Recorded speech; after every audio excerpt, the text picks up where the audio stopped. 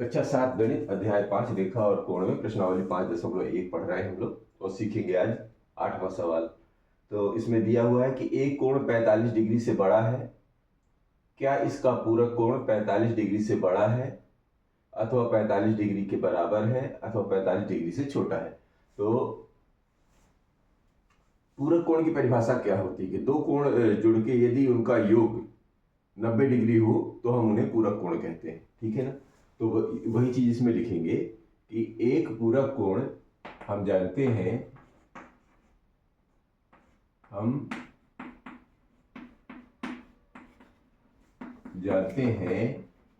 कि एक कोण और उसका पूरक कोण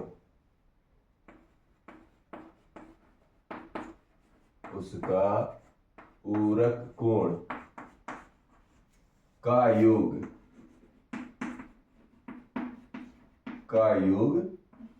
90 डिग्री होता है। ये तो पूरक की परिभाषा होती है, ठीक है।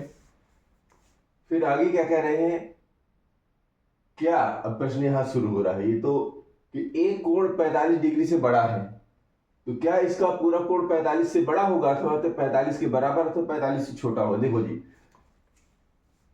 अब कंडीशन तो पहले ही दे दिया है कि 45 डिग्री से बड़ा है, तो जाहिर है कि 90 बनाने के लिए क्या करना पड़ेगा, दूसरा वाला जो उसका पूरक होगा वो 45 से यदि बड़ा है तो 90 से ऊपर चला जाएगा, 45 के बराबर है और वो बड़ा है तब भी 90 के बराबर से ज्यादा हो जाएगा। और अगर ये 45 से बड़ा है और ये 45 से छोटा कर देते हैं तो दोनों एडजस्ट होकर 90 बन जाएंगे, 90 बन जाएंगे, पूरक कोण बन जाएंगे। अतः प्रश्नानुसार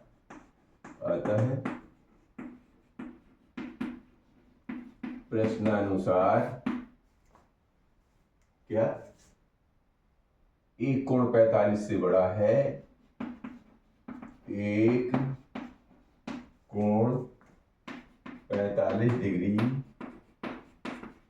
से बड़ा है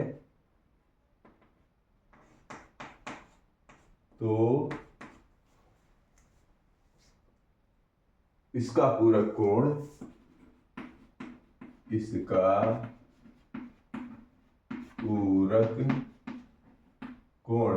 क्या होगा, 45 डिग्री से छोटा होगा, 45 डिग्री से छोटा होगा, तभी ये जाके 90 डिग्री बनेगा, ठीक है। तो इसका जवाब ये रहा। अब लेते हैं इसका प्रश्न क्रमांक 9। क्वेश्चन नंबर 9 है कि रिक्त स्थानों की पूर्ति कीजिए। चलो कर देते हैं। अभी कह रहे हैं यदि दो कोण पूरक हैं तो उनके मापों का योग, देखिए पूरक कोण की परिभाषा ये है कि दो कोणों को जोड़ दिया जाए तो उनका योग 90 डिग्री हो जाए तो वो क्या कहलाते हैं, यानी कि समकोण हो जाए तो वो क्या कहलाते हैं, पूरक कोण। तो उनके मापों का योग कितना होना चाहिए, 90 डिग्री। तो यहाँ पर भर देना है आपको 90 डिग्री, ये भर देना है यहाँ पर।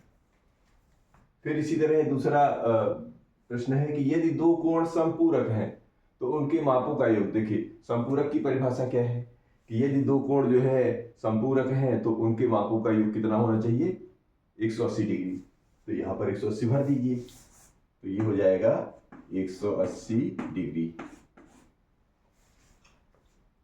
इसी में तीसरा ये कह रहे हैं कि यदि दो आसन्न कोण समपूरक हैं तो वो बनाते हैं, क्या बनाते हैं। आसन्न कोण का मतलब क्या होता है, आसन्न कोण संपूरक है और वो भी संपूरक है। देखो जी, ये एक रेखा सरल रेखा होती है, कोई भी कोण जो है ना, इधर वाला कोण और इधर वाला कोण, यदि दोनों कोण आसन्न क्या कहलाते हैं, एक रेखा के दोनों ओर बने हुए कोण आसन्न कोण कहलाते हैं और वो संपूरक है, यानी वो जुड़ के 180 डिग्री बन रहे हैं, यानी इधर वाला कोण और इधर वाला कोण जो है जुड़कर संपूरक माने 180 डिग्री बनाते हैं। तो क्या कहलाएंगे, वो कहलाते हैं एक सीधी रेखा बनाते हैं। सीधी रेखा मतलब रैखिक युग्म बनाते हैं, यानी कि ऋजु कोण बनाते हैं, यानी कि उसका रैखिक युग्म बोलते हैं उसको, रैखिक युग्म। ये रैखिक युग्म बनाते हैं, ये कहलाता है रैखिक युग्म। अगर ऐसा पूरा पूरा हो जाए ये कहलाता है रैखिक युग्म, तो आपको यहाँ पर रैखिक युग्म भर देना है। ठीक है, अब लेते हैं इसी का 10वां क्वेश्चन। नंबर 10 है कि संलग्न आकृति में निम्नलिखित कोण युग्मों को नाम दीजिए। ये एक आकृति दी गई है, देखेंगे यहाँ पे, ध्यान से देखेंगे। ये आकृति है, इसमें ये जो उसका जो छेदक बिंदु है यानी प्रतिच्छेदी बिंदु है वो O है, और यहाँ से B, A, E, D और C हमारे को ये रेखाखंडों के नाम दिए गए हैं।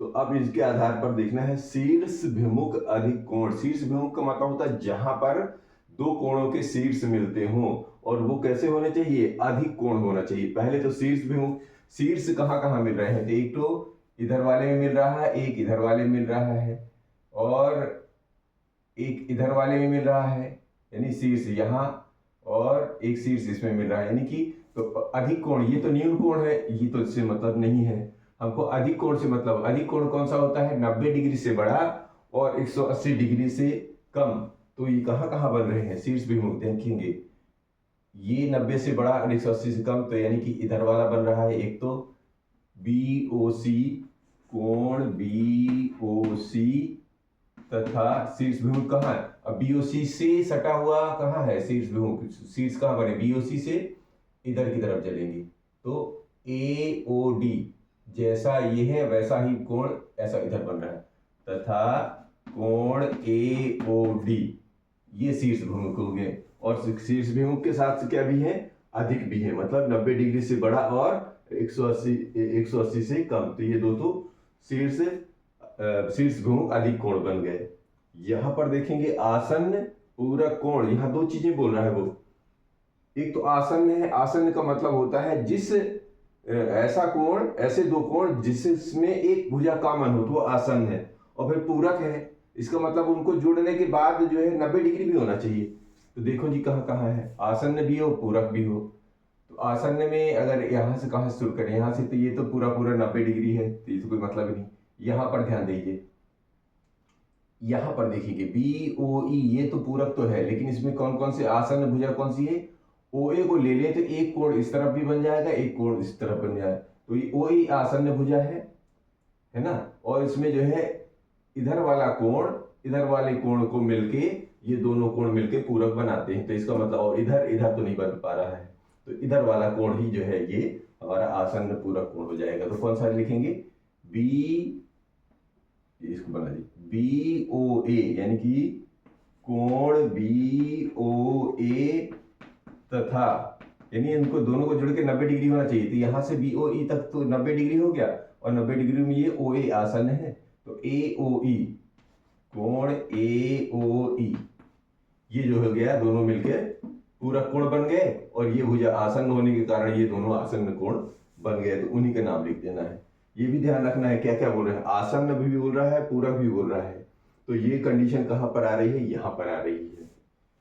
फिर समान संपूरक, तो देखिए एक तो संपूरक भी बोल रहे हैं और फिर समान भी बोल रहे हैं। समान का मतलब दोनों कोण ऐसे होने चाहिए कि बराबर हो, और फिर वो संपूरक हो। संपूरक का मतलब होगा तो उनको जोड़ने के बाद 180 डिग्री बने। तो देखिए जी कौन कौन से बनेंगे, तो 180 डिग्री की कंडीशन कहाँ बन रही है, तो इस रेखा पे बन रही है, एक इस रेखा पर बन रही है। तो समान अगर इस रेखा पर ले रहे हैं तो एक छोटा एक न्यून कोण है, एक अधिक कोण है, ये तो ये फिट नहीं बैठ रहा है। और समान में संपूर्ण, और इधर देखेंगे इस रेखा में, तो अगर ये लेते हैं तो इधर भी 90 डिग्री हो रहा है, इधर भी 90 डिग्री हो रहा है, तो यही वाला फिट बैठ रहा है। तो समान संपूरक कोण कौन से बन जाएंगे, BOE और DOE ऐसे लिख लेंगे। तो ये संपूरक मतलब इन दोनों को जोड़ने के बाद ये 180 बन जाएंगे। तो समान संपूरक कोण कौन से होंगे, कोण BOE यानी इधर वाला BOE तथा BOE हो गया, और इधर EOD कर दो, चाहे DOE, इसमें कोई दिक्कत नहीं होती। कोण EOD ऐसा भी कर सकते हैं, या इसको इधर लिख ले, कोई दिक्कत नहीं होती, ये कहीं से भी पढ़ा जा सकता है। तो ये समान संपूरक कोण बन गए। दूसरा भी कह रहा है असमान संपूरक, और भी बन रहा है इसमें, वो असमान मतलब अब वो कोण बराबर नहीं होना चाहिए। तो दूसरी कंडीशन कहाँ है, ये तो फिट हो गई इसमें, तो एक रेखा ये देखिए, ये वाले में भी तो रैखिक युग्म बना रहा है, यानी संपूरक बना रहा है, एक कोण ये और एक कोण ये, एक न्यून कोण एक अधिक कोण, ये दोनों मिलके भी तो संपूरक बना रहे हैं। तो एक छोटा एक बड़ा, यानी दोनों बराबर नहीं है, असमान है, तो हम इन्हीं को ले लेते हैं कि एक इधर वाला कोण एक इधर वाला। तो इधर वाला कौन सा है, AOB, यानी कि कोण AOB तथा BOC, कोण BOC, ये दोनों असमान संपूरक कोण है। यानी इन दोनों यहां से यहां तक जोड़ेंगे तो 180 भी हो रहा है, और एक न्यून कोण और एक अधिक कोण, यानी दोनों अधिक मतलब दोनों असमान कोण मिलके संपूरक बना लिए। अब एक ये भी कह रहे हैं कि आसन्न कोण जो रैखिक युग्म में नहीं बनाते हैं, आसन्न है यानी कि उभयनिष्ठ भुजा है उनमें एक, और रैखिक युग्म मतलब वो सीधी भी नहीं है, 180 भी नहीं है।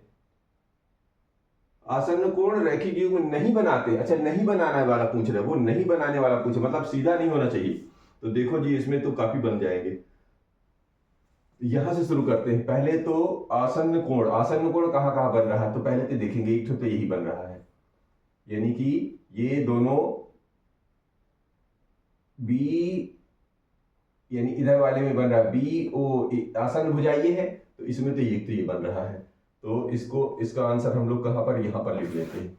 इसके पांचवें वाले का आंसर BOA, कोण BOA तथा कोण AOE, एक कोण तो ये बन रहा है। कैसा है, रैखिक युग्म में नहीं बन रहा, मतलब उनको जोड़ दे तो सीधा नहीं बन रहा, तो एक तो ये बन गया। ठीक है जी, फिर इसके यहां ले लिया, अब इसके आगे बढ़ते हैं। ये भी देखेंगे, इससे सटा हुआ ये भी आसन्न कोण AOE है, तो इधर भी वाला कोण इधर वाला भी कोण बन रहा है, तो इसको भी ले ली। ये भी रैखिक युग्म में नहीं बना रहा है, नहीं 180 नहीं हो रहा, तो कोण AOE तथा इधर वाला कोण EOD, एक तो ये निकल आया। फिर और आगे चलेंगे, इस तरफ आएंगे तो ये भी 180 नहीं बना रहा है, यानी से रैखिक युग्म में नहीं बन रहा, तो ये वाला कोण भी आ जाएगा। तो EOD, कोण EOD तथा इधर वाला ये कोण DOC। अब आगे बढ़ेंगे तो इसको और इसको ले रहे हैं, तो ये तो सीधा हो जा पा रहा है, रैखिक युग्म बन जाएगा। तो ये, और यहाँ कह रैखिक युग्म नहीं बनाना, तो इधर वाला नहीं आएगा। फिर इन दोनों को ले रहे हैं, तब भी रैखिक युग्म बना रहा है, मतलब इधर वाला भी नहीं आएगा। अब आगे तो फिर वही पुरानी स्थिति आ गई। इसका मतलब ये तीनों ही कोण बनेंगे यहां से यहां तक, जो कि आसन्न भी है, माने उभयनिष्ठ भुजा भी है, और रैखिक युग्म भी नहीं बना रहे हैं, मतलब 180 भी नहीं हो रहा है, और हमारी कंडीशन पूर्ण हो रही। तो ये रहा प्रश्न क्रमांक 10।